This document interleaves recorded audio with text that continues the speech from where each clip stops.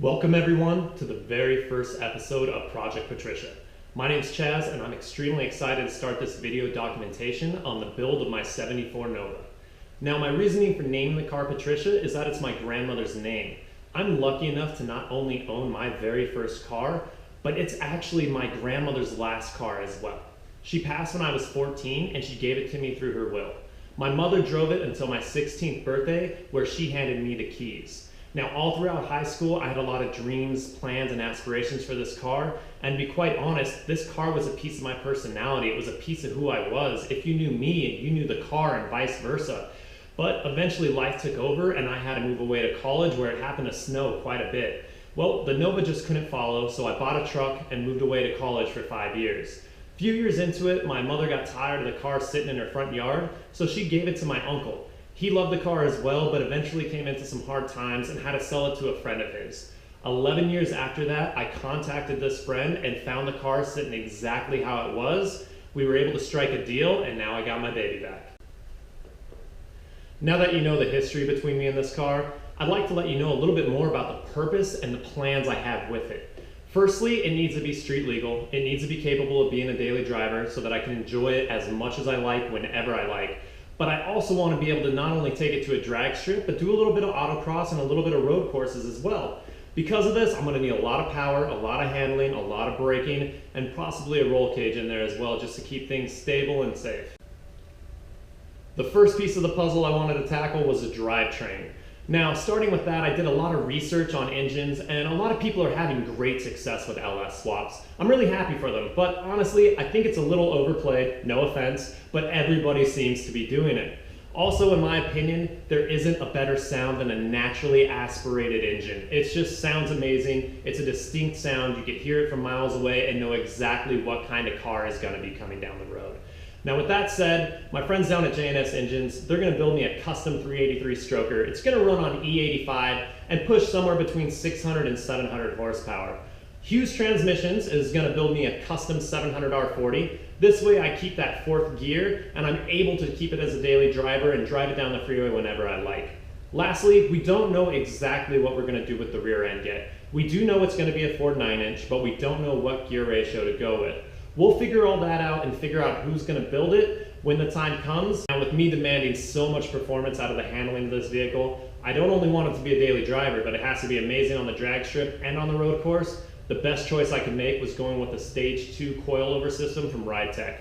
I'm also going to go ahead and put their 4-link in the rear end, while the true turn system in the front, followed up by the muscle bar to keep everything stable. Now that the car has what it needs to be extremely fast and handle exceptionally well, it also needs to be able to stop on a dime. Currently, I have 4 drum brakes on all 4 tires. That's just not going to do. So I went ahead and bought some Willwoods. We're going to put that on all 4 corners. It's not quite 6-piston brakes, but this is somewhere where I had to draw the line on the budget.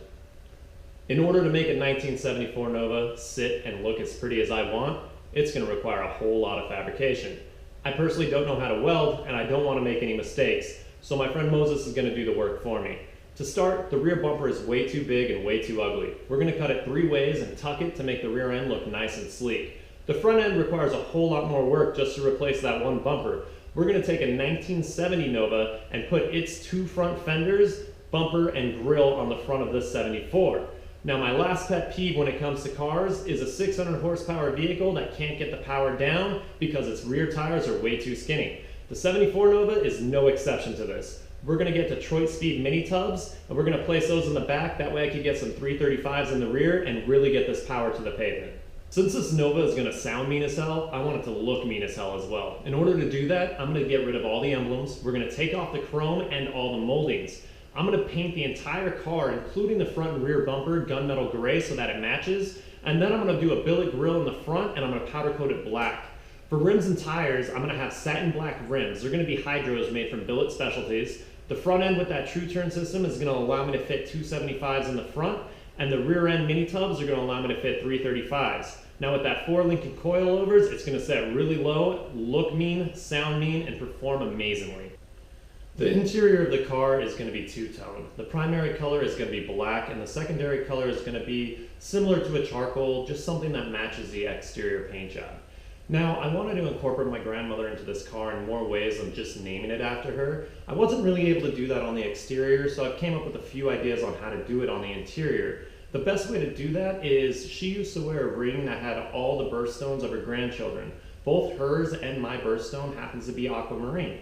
So the first idea I had was to put the aquamarine in the stitching, and that's going to be in between the black and the charcoal itself. I think that would look pretty nice and it'd give it a little bit of a pop of color. The other few ideas I had was somewhere in the car I want to write her name.